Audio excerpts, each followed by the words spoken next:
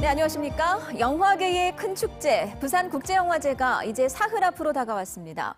그동안 우여곡절을 겪었던 영화제가 이젠 완전히 정상화될지 주목되고 있는데요. 영화제 존폐 위기까지 몰고 온 예술과 정치의 불편한 관계를 끊고 올해는 영화제 본연의 모습을 보여줄 것으로 기대되고 있습니다. 송광모 기자입니다.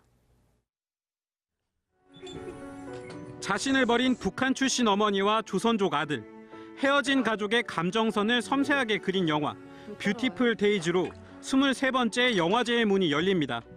올해는 지난해보다 많은 323편의 영화가 초청됐고 이 중 140편은 최초 공개됩니다. 4년 전 다이빙벨 파문으로 비프를 등진 영화인들도 보이콧을 철회하고 모두 참여합니다. 시민들, 관객과 영화인들이 같이 화합하는 새로운 해, 또 그동안 어려웠던 부분을 정상화하는 원년. 대중에게서 멀어졌던 영화제는 다시 시민과 관객의 품으로 돌아옵니다. 특히 해운대 일대에 집중됐던 프로그램들이 영화제 출발점인 중구 곳곳으로 확대됐습니다. 이곳에는 커뮤니티 비프라는 이름으로 시민, 관객 중심의 프로그램들이 포진됐습니다. 영화 애호가들이 직접 상영작을 선정하거나 국내 최초로 감독들의 촬영 후기를 들으며 영화를 감상하는 마스터톡 프로그램 등이 신설됐습니다. 시민과 배우가 뒤섞여 뒤풀이를 즐겼던 영화제 초창기 모습도 재현됩니다. 초심을 살린 행사를 한번 해보자라고 생각을 했었고요. 양방향이 서로 소통하는, 그러니까 관객들이 직접 영화제에 참여해서 영화와 소통하는 그런 방식의 영화 보기를. 가상현실 기기를 활용한 영화가 지난해보다 2배 많아졌고 시민 참여형 라디오 생방송도 신설되는 등 참여와 소통이라는 영화제 본연의 기능이 강화됐습니다. 이번 영화제가 영화인들만의 축제가 아닌 시민, 관객이 주인공이 된 영화제로 거듭날 수 있을지 주목됩니다. MBC 뉴스 송광모입니다. 네, 부산국제영화제의 꽃은 역시 개막작입니다. 해마다 이 티켓을 오픈하기가 무섭게 매진이 되곤 했죠. 그런데 막상 이런 영화들을 일반 영화관에서 개봉을 하면 박스 오피스 성적은 초라하다 못해 관객들로부터 철저히 외면을 받고 있습니다. 왜 이런 건지 이만은 기자의 설명 들어보시죠. 지난해 부산국제영화제 개막작 유리정원. 충무로의 아이콘 문근영을 주연으로 내세운 미스테리 장르의 영화입니다. 영화제가 끝나자마자 전국 332개 스크린에서 일제히 개봉됐습니다. 그러나 개봉 첫날 상영 1회당 평균 관람객 숫자는 고작 6명. 결국 개봉한 지 열흘을 채 못 버티고 영화를 내렸습니다. 영진이 집계 누적 관람객 수는 22,752명입니다. 최근 5년간 부산국제영화제 개막작의 일반 개봉 성적은 더 초라합니다. 2016년 개막작 춘몽은 전국 96개 스크린에서 개봉됐지만 누적 관람객 숫자는 14,000여 명에 그쳤고 2014년 군중낙오는 전국에서 단 94명만이 관람했습니다. 2013년 개막작 바라 축복은 1,454명, 2012년 콜드워는 3,010명, 2015년 주바아는 아예 개봉되지도 못했습니다. 비프 조직위는 예술 영화를 지향하기 때문에 관객 숫자는 신경 쓰지 않는다는 입장입니다. 소재 면에서도 낯설고 한국 영화의 경우는 또 저예산 영화가 많고 그러다 보니까 그런 개봉과 잘 안 만나는 경우가 있으나 저희들은 그런 것에는 그렇게 특별하게 관심을 두지 않고. 그러나 2009년 개막작 굿모닝 프레지던트는 장동건을 주연으로 캐스팅해 박스오피스 258만 명의 흥행을 올렸고 2011년 오직 그대만에서는 소지섭과 한효주를 내세워 102만 명의 개봉 성적을 거뒀습니다. 부산국제영화제 개막작이 일반 상영관 개봉에서 성공을 거두자 일각에서 상업적이라는 목소리가 나왔고 이를 지나치게 의식한 영화제 조직위가 예술 영화로 다시 방향을 튼 겁니다. 예술성과 대중성, 두 마리 토끼를 한꺼번에 잡는다는 것 말처럼 쉽지 않은 일입니다. 그러나 아시아 최고 영화제를 지향하는 부산국제영화제로서는 반드시 풀어야 할 과제입니다. MBC 뉴스 이만흥입니다. 부산시가 오페라 하우스 건립 여부를 공론화위원회를 통해 결정하겠다, 이렇게 밝힌 바가 있는데요. 근데 이것을 갑자기 뒤집어서 논란이 일고 있습니다. 이도원 기자가 보도합니다. 지난 7월 민선 7기 출범과 함께 사업 추진에 제동이 걸린 북항 오페라 하우스. 막대한 운영비에다 여론 수렴도 충분치 않았다는 이유였습니다. 부산시는 공론화위원회를 구성해 사업 재개를 결정하겠다고 밝힌 바 있습니다.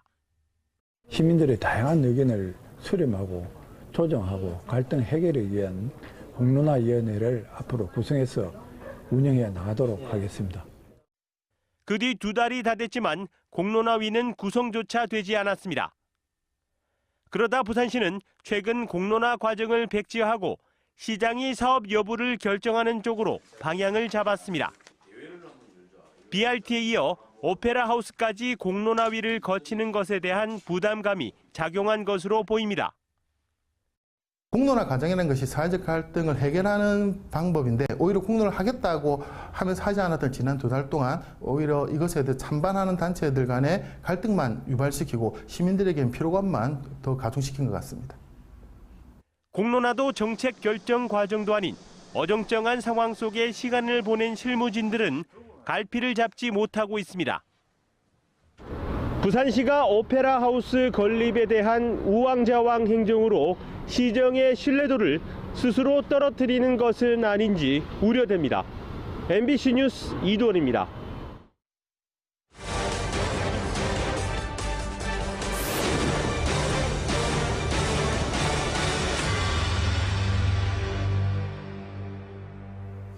네, 부산 MBC는 오늘부터 롯데타운 사업을 둘러싼 문제점과 각종 특혜 의혹을 집중적으로 보도합니다. 먼저 롯데타운이 어떤 사업인지부터 살펴보고 이 사업 추진 과정에서 롯데가 당초 약속했던 랜드마크 건물 건립을 어떻게 계속 미뤄왔는지를 전해드립니다. 먼저 임선우 기자입니다. 이곳은 중구 중앙동 7가입니다. 축구장 크기 6배에 이르는 4만 제곱미터 부지에 롯데타운이 자리 잡고 있습니다. 웅장한 건물 3개 동에 롯데백화점, 롯데마트, 롯데하이마트, 롯데시네마 등이 들어선 그야말로 롯데의 쇼핑 천국입니다. 롯데타운 사업은 지난 1995년 롯데가 부산 시민에게 한 약속으로 시작됐습니다. 부산에 우리나라를 대표하는 초고층 랜드마크 건물을 세우겠다. 옛 부산시청사 부지 3만 제곱미터 가까이를 사들였고 국민 모두의 재산인 영도대교 앞 바다 12,000제곱미터를 매립하기까지 했습니다. 그리고 2009년 롯데백화점, 2010년엔 롯데아쿠아몰, 2014년엔 롯데마트, 롯데하이마트, 롯데시네마가 잇따라 개장해 천문학적인 돈을 벌어들이고 있습니다. 하지만 정작 랜드마크 건물은 20여 년이 다 되도록 세워지지 않았습니다. 롯데가 부산 시민과 했던 약속을 지키지 않고 있는 셈입니다. 부산에 우리나라를 대표할 초고층 랜드마크 건물을 세우겠다. 이런 목적으로 롯데는 지난 2002년 영도대교 앞바다 12,000제곱미터의 매립 허가를 받아냅니다. 목적은 관광사업 시설 용지, 공공시설 용지, 국민 모두의 재산인 바다를 매립하는 만큼 랜드마크 건물에 주거가 아닌 관광, 공공시설을 도입하기로 했던 겁니다. 매립 사업자가 이런 어떤 사업 목적으로 해서 그 부지를 조성하겠다 해서 매립 목적을 제시를 하면 그 매립 준공 이후로 당초 매립 목적 외에는 사용할 수 없다. 이랬던 롯데가 2008년 9월 매립지 준공 허가를 받은 이후 완전히 말을 바꿉니다. 2009년 6월 부산해양수산청에 매립 목적을 주택시설 용지로 바꿔달라고 요구한 겁니다.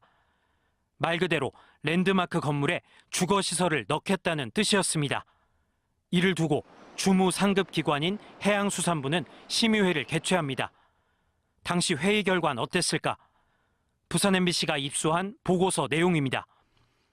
매립 목적을 변경해 주는 건 국가가 특정 사기업체에 특혜를 주는 것과 마찬가지이므로 바람직하지 않다. 심의위원 9명 중 1명을 제외한 8명의 반대로 롯데의 신청은 부결됩니다. 그러나 롯데는 끊임없이 랜드마크 건물의 주거시설 도입을 추진합니다. 2009년 6월, 2010년 5월, 2011년 3월 해마다 한 차례씩 관할 중구청에도 주거시설 입주를 제안했습니다. 그러나 결과는 역시 불허. 롯데는 랜드마크 건물 공사를 사실상 중단했고 기약 없는 버티기에 들어갑니다. 판결 나기 전까지는 그 땅에 대한 소유권이 온전히 저희 것도 아니다가 판단이 안 돼 있는 상황이었기 때문에 저희들이 공사를 진행하기 어려웠고요.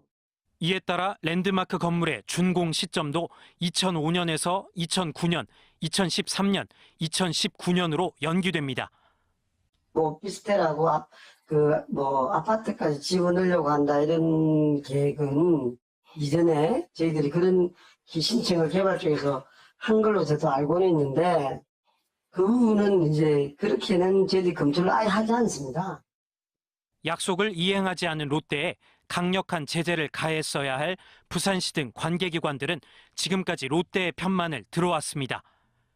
MBC 뉴스 임선응입니다. 네, 최근 정부의 부동산 정책 발표 이후 부동산 시장은 거래 절벽의 침체에 일론데요. 분양권 투기 바람은 여전히 거셉니다. 공문서를 위조해 분양권을 따내고 이를 되팔아 엄청난 시세 차익을 챙긴 일당이 적발됐습니다. 보도에 윤파랑 기자입니다. 입주를 앞둔 부산의 한 아파트 단지. 전국에서도 청약 열기가 가장 뜨거웠던 곳으로 최고 800대 1이 넘는 경쟁률을 보이기도 했습니다. 작년에 최고 경쟁률이었다. 최고 이슈가 많이 됐던데. 공인중개사 45살 윤모 씨는 이 아파트 청약에서 세 채나 당첨됐습니다. 어떻게 가능했을까?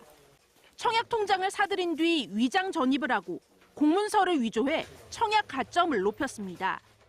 부양 가족 수를 6명으로 고친 가짜 가족관계 증명서로 최대 가점을 받았고 쌍둥이를 임신한 것처럼 의사 진단서까지 꾸몄습니다. 35점이던 청약 점수는 65점으로 훌쩍 뛰었습니다. 떴다방 일당은 특별 분양을 노렸습니다. 장애인에게 청약 통장을 만들게 하고 사들였습니다. 지난 2015년부터 3년 동안 수도권과 부산, 세종 등에서 적발된 불법 당첨 사례는 모두 180건. 이 분양권들을 되팔아 챙긴 시세 차익만 41억 원에 이릅니다. 실제로 관공서에서 발급한 원본과 제출한 이 제출 서류가 동일한지 여부를 확인은 전혀 안 합니다. 지금 시스템상 어느 분양사도 그렇게 안 하고. 경찰은 윤 씨 등 4명을 구속하고 청약통장 명의자 등 328명은 입건했습니다. MBC 뉴스 윤파란입니다. 네, 부산일보 노조의 편집권 독립을 위한 쟁의행위 투표가 82%의 찬성률로 가결됐습니다. 노조는 편집의 독립성을 지키기 위해서 안병길 사장이 퇴진해야 한다며 내일부터 지부장이 무기한 단식에 들어간다고 밝혔습니다. 또 오는 5일에는 모든 조합원이 정수장학회를 항의 방문할 예정입니다. 오늘 오전 10시 10분쯤 사하구 신평동의 한 왕복 6차로 도로 옆 식품공장 마당에 운전자 없이 정차 중이던 17톤 화물차가 공장 입구를 빠져나와 도로를 가로질러 신호 대기 중이던 승용차 석 대를 잇따라 들이받았습니다.